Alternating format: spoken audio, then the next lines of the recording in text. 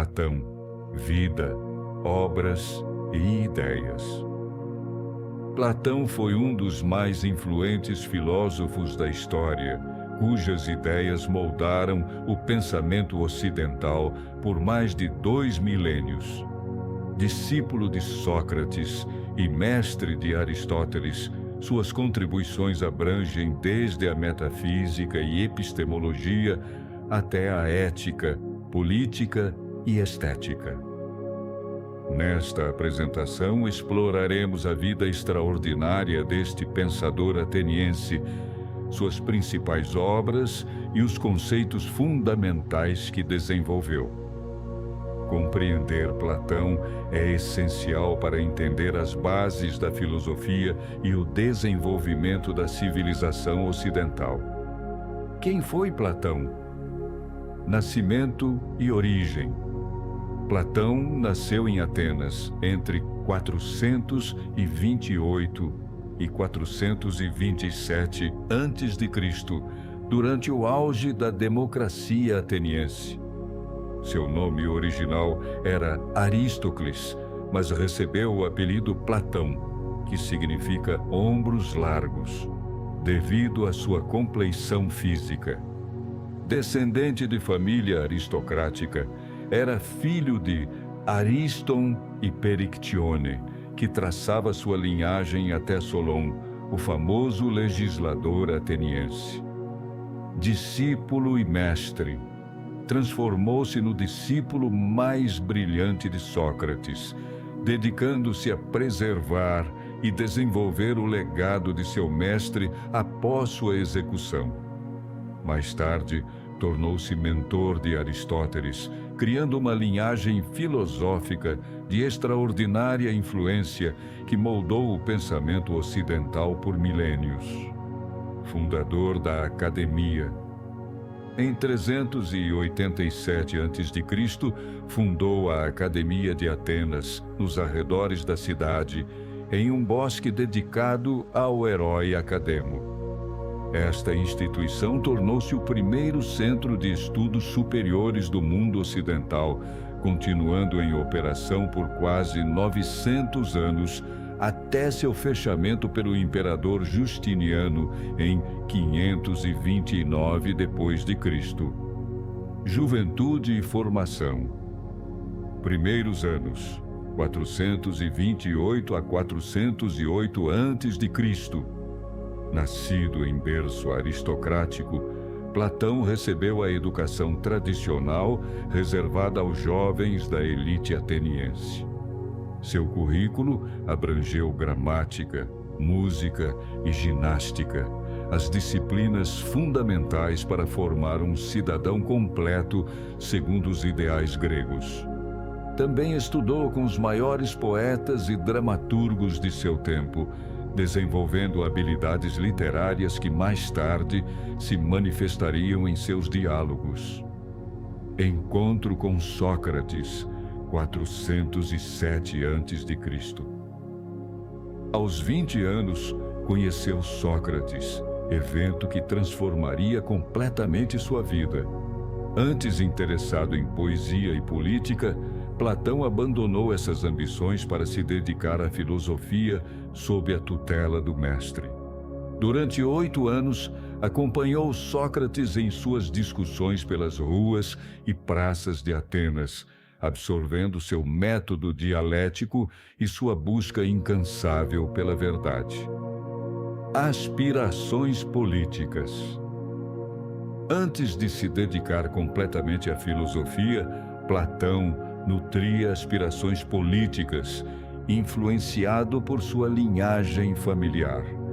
Entretanto, os tumultuados eventos políticos de Atenas, incluindo a instauração da tirania dos 30 e posteriormente a condenação de Sócrates, o desiludiram quanto à possibilidade de uma carreira na política prática. A influência de Sócrates. O método socrático. Platão absorveu profundamente o método de investigação filosófica de Sócrates, caracterizado pelo questionamento sistemático e pela maêutica, técnica de fazer perguntas para extrair conhecimento latente. Este método, que Platão reproduziria e desenvolveria em seus diálogos, buscava encontrar definições universais de conceitos como justiça, virtude e conhecimento através do exame crítico das opiniões estabelecidas. A busca pela verdade. Da convivência com Sócrates, Platão herdou a convicção de que a filosofia deve ser uma busca incansável pela verdade e sabedoria, não mero exercício intelectual. Aprendeu que o verdadeiro filósofo deve questionar as convenções sociais e os valores estabelecidos, mesmo que isso provoque hostilidade. Esta postura crítica e corajosa seria uma constante em toda a obra platônica. O impacto da execução. A condenação e execução de Sócrates em 399 a.C., sob acusações de corromper a juventude e desrespeitar os deuses, foi um evento traumático para Platão. Esta injustiça cometida pela democracia ateniense moldou profundamente seu pensamento político e o impulsionou a desenvolver uma teoria sobre a sociedade ideal, onde a sabedoria, não a opinião da maioria, determinaria as decisões políticas. Viagens e fundação da academia. Exílio voluntário. Após a morte de Sócrates, Platão deixou Atenas, desiludido com a política da cidade. Iniciou um período de aproximadamente 12 anos de viagens pelo Mediterrâneo, incluindo visitas ao Egito, onde entrou em contato com a matemática e astronomia egípcias, e a Cirene, onde estudou com o matemático Teodoro. Experiências na Sicília. Suas viagens o levaram à Magna Grécia, sul da Itália, e Sicília, onde conheceu seguidores de Pitágoras e aprofundou seus conhecimentos matemáticos. Em Siracusa, envolveu-se com a corte do tirano Dionísio I, tentando influenciar seu governo. Esta tentativa frustrada de criar um estado ideal seria apenas a primeira de várias intervenções políticas mal sucedidas na Sicília. Retorno e fundação. Ao retornar a Atenas por volta de 387 a.C., Platão fundou sua escola nos jardins dedicados ao herói Academo, daí o nome Academia. Esta instituição, a primeira do gênero no mundo ocidental, oferecia estudos em filosofia, matemática, astronomia e ciências naturais, atraindo estudantes de toda a Grécia e se tornando um centro intelectual de inigualável importância. Principais obras. A República. Considerada sua obra-prima, a República explora a natureza da justiça, tanto no indivíduo quanto na sociedade. Neste extenso diálogo, Platão desenvolve sua visão da cidade ideal, governada por filósofos reis, apresenta a famosa alegoria da caverna e elabora sua teoria das formas. Também discute educação, arte, conhecimento e a natureza da realidade. O banquete.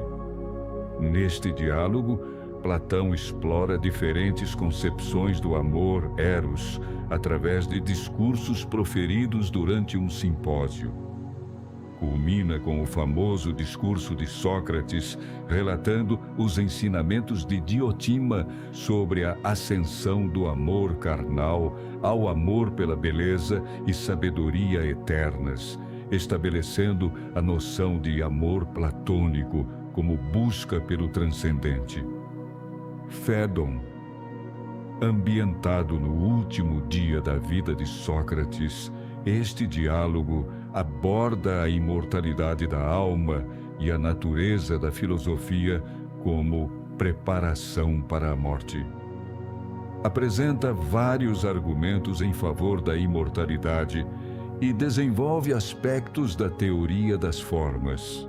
Conclui com a comovente narrativa da morte de Sócrates, bebendo calmamente a cicuta. Estilo literário: diálogos. Formato: dialógico. Platão escolheu o diálogo como forma literária para suas obras, rejeitando a exposição direta e dogmática. Esta escolha não foi arbitrária. Refletia sua concepção da filosofia como atividade dialética, um processo vivo de questionamento e discussão. Nos diálogos, as ideias são apresentadas através da interação entre personagens, geralmente liderados por Sócrates, que examina criticamente as opiniões dos interlocutores. Sócrates como protagonista. Na maioria dos diálogos, especialmente nos primeiros, Sócrates aparece como personagem principal, conduzindo a investigação filosófica. Através desta estratégia, Platão não apenas homenageou seu mestre, mas também pôde desenvolver e expandir as ideias socráticas, tornando difícil distinguir o pensamento histórico de Sócrates das contribuições platônicas. Nos diálogos tardios, a figura de Sócrates torna-se menos central. Evolução estilística. Os estudiosos identificam uma evolução no estilo dos diálogos platônicos. Os primeiros, como Apologia e Ion, são mais simples e focados em questões éticas. Os intermediários, como a República e o Banquete, são mais elaborados e apresentam teorias metafísicas complexas. Os tardios, como Sofista e Leis, são mais técnicos e analíticos, com menos elementos dramáticos. Teoria das ideias ou formas. O mundo das formas. Realidade eterna e perfeita. A forma do bem. Princípio supremo que ilumina todas as outras formas. Formas matemáticas e éticas. Conceitos como justiça, beleza e verdade. Mundo sensível. Realidade material e transitória. A teoria das ideias ou formas constitui o núcleo da metafísica platônica. Segundo Platão, além do mundo físico que percebemos com os sentidos, mundo sensível, existe um domínio superior e mais real de entidades eternas e imutáveis, as formas ou ideias. Estas não são meros conceitos mentais, mas realidades objetivas que existem independentemente de nossas mentes. Para Platão, os objetos físicos são apenas cópias imperfeitas das formas perfeitas. Assim, todos os cavalos particulares que vemos são aproximações da forma eterna do cavalo. Todos os atos justos são manifestações imperfeitas da forma da justiça. No topo desta hierarquia metafísica está a forma do bem, fonte de valor e inteligibilidade para todas as outras formas. Alegoria da caverna. Prisioneiros acorrentados. Na famosa alegoria apresentada no livro 7 de A República, Platão descreve prisioneiros acorrentados desde o nascimento no fundo de uma caverna. Eles podem ver apenas sombras projetadas na parede à sua frente, produzidas por objetos carregados atrás deles, diante de uma fogueira. Para estes prisioneiros, as sombras constituem toda a realidade que conhecem. A libertação. Quando um prisioneiro é libertado e forçado a virar-se para a fonte da luz, inicialmente sente dor e confusão. Aos poucos, percebe que o que via antes eram apenas sombras de objetos reais. Esta etapa representa o início da educação filosófica, quando começamos a questionar nossas crenças estabelecidas e a perceber que há uma realidade mais profunda, além das aparências. A ascensão à luz. Conduzido para fora da caverna, o ex-prisioneiro é temporariamente cegado pela luz do sol. Gradualmente sua visão se adapta e ele consegue ver objetos reais, o céu e finalmente o próprio sol. Esta jornada representa a ascensão da alma do mundo sensível, a caverna, ao mundo inteligível das formas, culminando na contemplação da forma do bem, o sol. O retorno. Ao retornar à caverna para libertar os outros prisioneiros, o filósofo encontra dificuldade em readaptar-se à escuridão. Os prisioneiros zombam dele e resistem à libertação, preferindo permanecer em sua ignorância familiar. Esta parte da alegoria ilustra tanto o dever do filósofo de compartilhar seu conhecimento, quanto a resistência que as pessoas frequentemente apresentam a novas verdades que desafiam suas crenças estabelecidas. Teoria do conhecimento. A epistemologia platônica está intimamente ligada à sua metafísica. Para Platão, o verdadeiro conhecimento, episteme, não pode se referir ao mundo mutável das aparências, mas somente às formas eternas e imutáveis. Os sentidos nos fornecem apenas opiniões doxa sobre o mundo físico, enquanto o conhecimento genuíno é alcançado pela razão que apreende as formas. Um dos aspectos mais originais da teoria platônica é a doutrina da reminiscência, a anamnesis. Segundo Platão, a alma é imortal e, antes de encarnar, contemplou diretamente as formas. O aprendizado não seria, portanto, a aquisição de informações novas, mas a recordação de um conhecimento que a alma já possuía. Este processo de recordação é estimulado pelo questionamento dialético, como Sócrates demonstra no diálogo Mênon, onde guia um jovem escravo a relembrar verdades geométricas. Concepção de alma. Razão é a parte racional da alma, responsável pelo pensamento, conhecimento e sabedoria. Localizada na cabeça, é a única parte imortal da alma, segundo Platão. Sua virtude correspondente é a sabedoria, Sofia. E seu papel é governar as outras partes da alma, assim como os filósofos devem governar na cidade ideal. Espírito é a parte corajosa e passional da alma, sede da honra, indignação e coragem.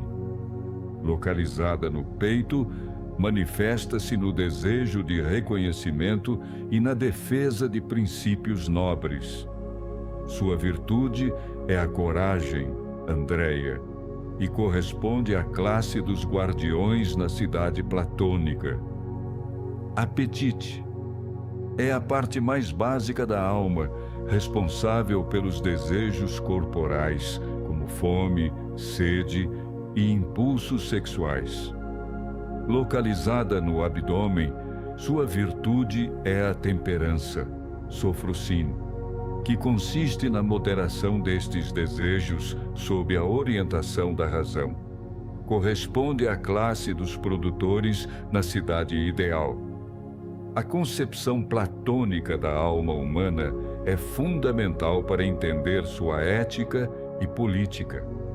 A alma justa é aquela em que cada parte desempenha sua função própria, sob a liderança da razão, assim como a cidade justa é aquela em que cada classe cumpre seu papel sob a direção dos filósofos reis.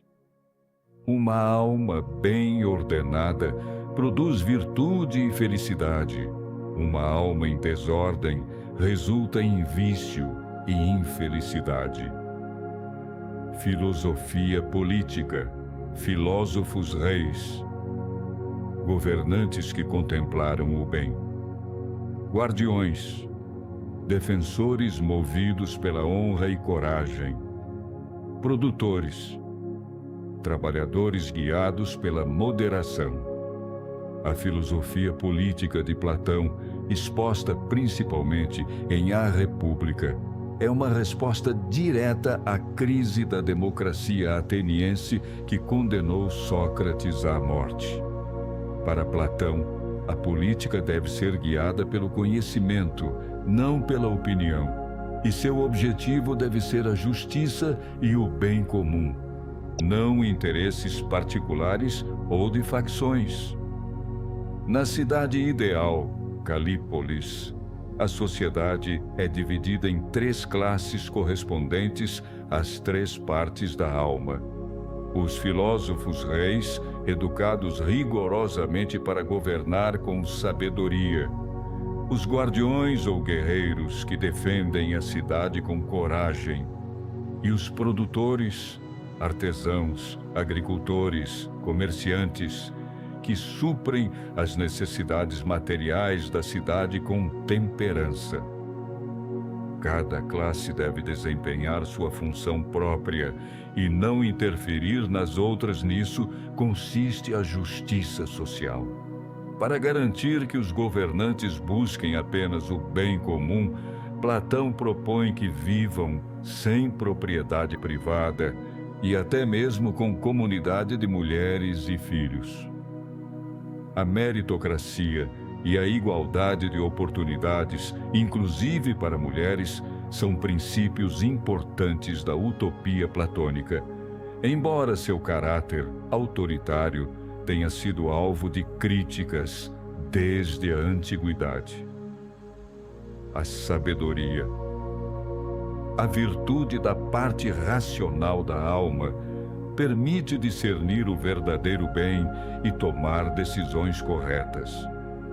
Para Platão, é a mais importante das virtudes e fundamento das demais, pois, sem o conhecimento do bem, nenhuma ação genuinamente virtuosa é possível.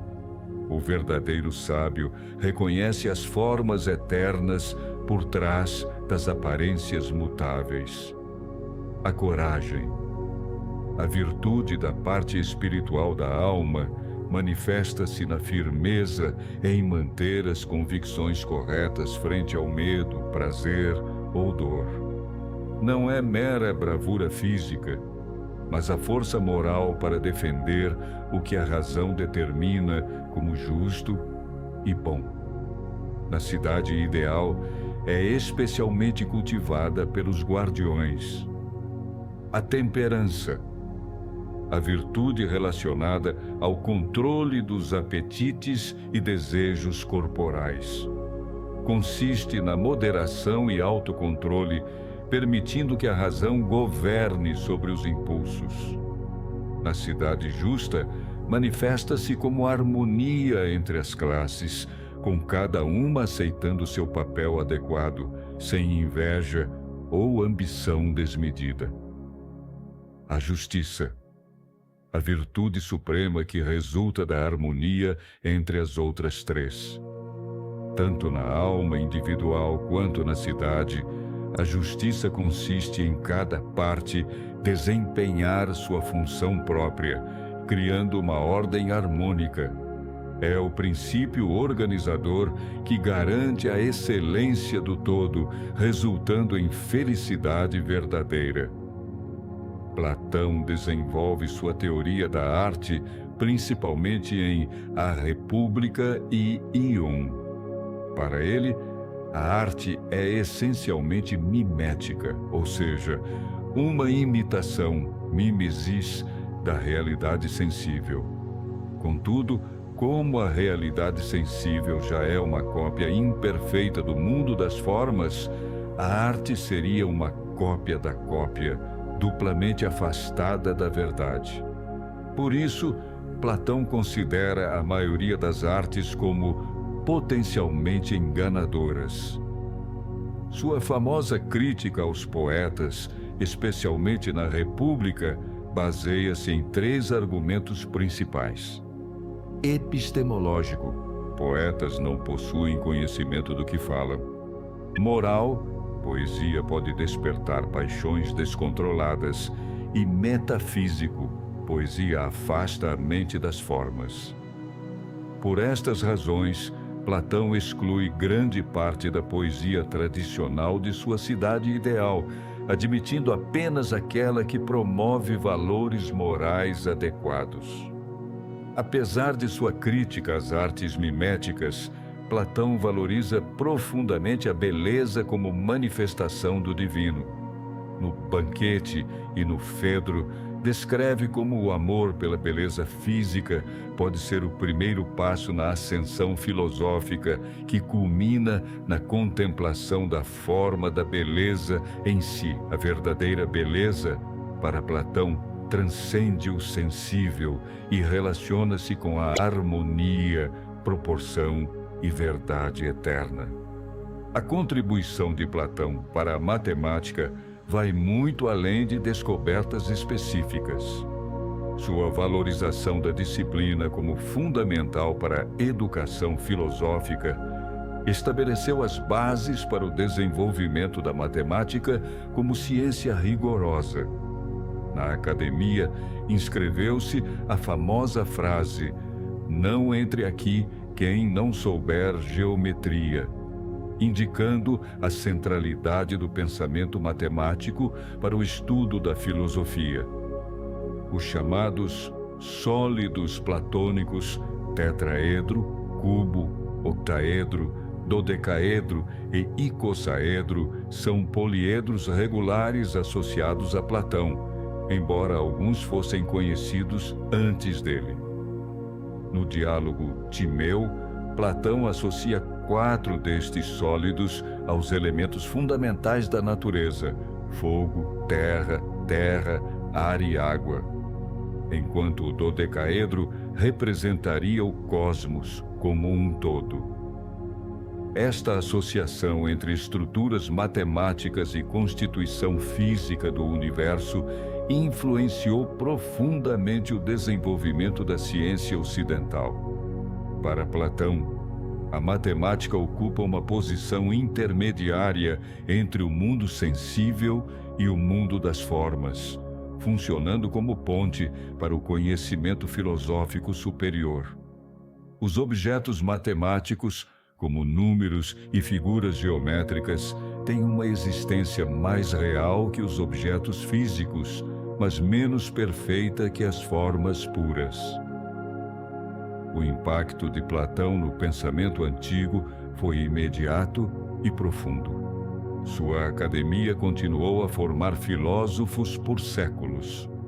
O neoplatonismo, especialmente com Plotino, 205 a 270 d.C., desenvolveu aspectos místicos de sua filosofia.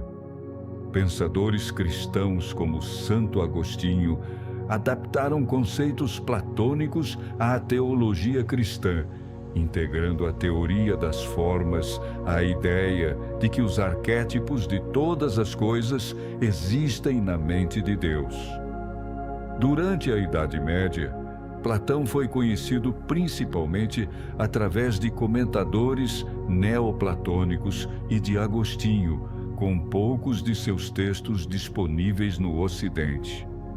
O Renascimento trouxe uma redescoberta dos diálogos platônicos originais, especialmente através da Academia Platônica de Florença, liderada por Marcílio Ficino. Platão tornou-se central para o humanismo renascentista, influenciando arte, literatura e ciência, modernidade e contemporaneidade. Na filosofia moderna, o platonismo influenciou correntes idealistas como o racionalismo de Descartes e o idealismo alemão. Filósofos como Whitehead afirmaram que toda a história da filosofia ocidental consiste em notas de rodapé a Platão. Na matemática, o platonismo matemático defende a existência objetiva de entidades matemáticas.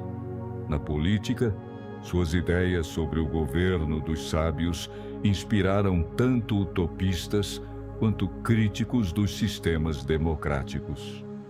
Aristóteles, seu discípulo mais célebre, tornou-se também seu primeiro grande crítico, rejeitando a teoria das formas e propondo uma visão mais empírica da realidade.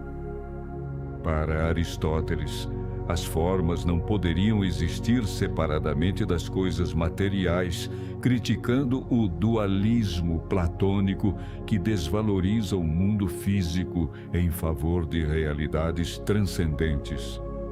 Críticos modernos frequentemente apontam o elitismo intelectual de Platão, que reserva o governo apenas aos filósofos e considera a maioria das pessoas incapaz de autogoverno. Esta perspectiva contraria ideais democráticos contemporâneos de igualdade política.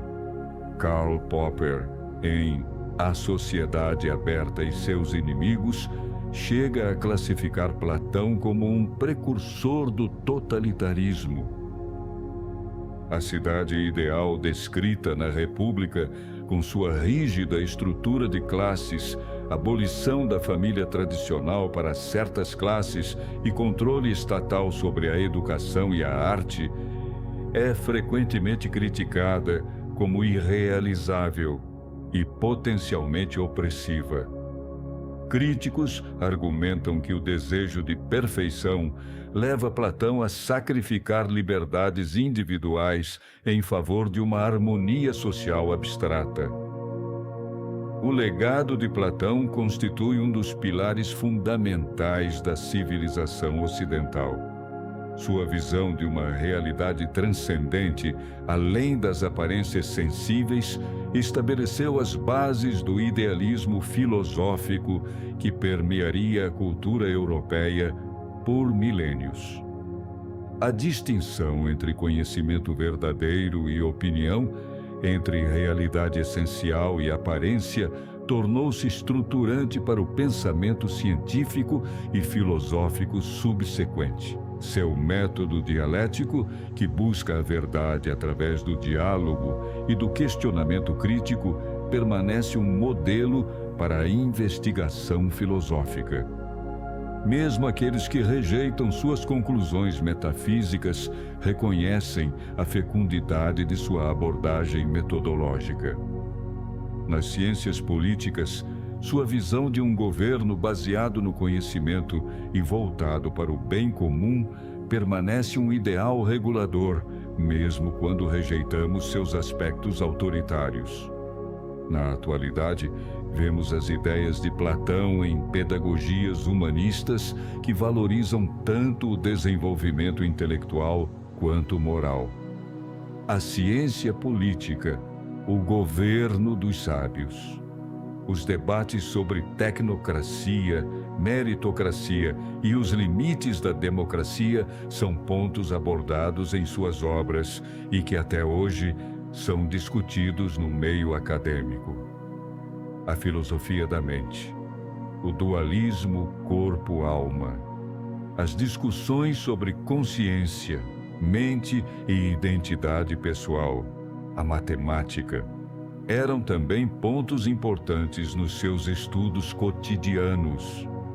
A arte e a estética, a beleza transcendente e as teorias sobre o valor intrínseco da arte e da experiência estética.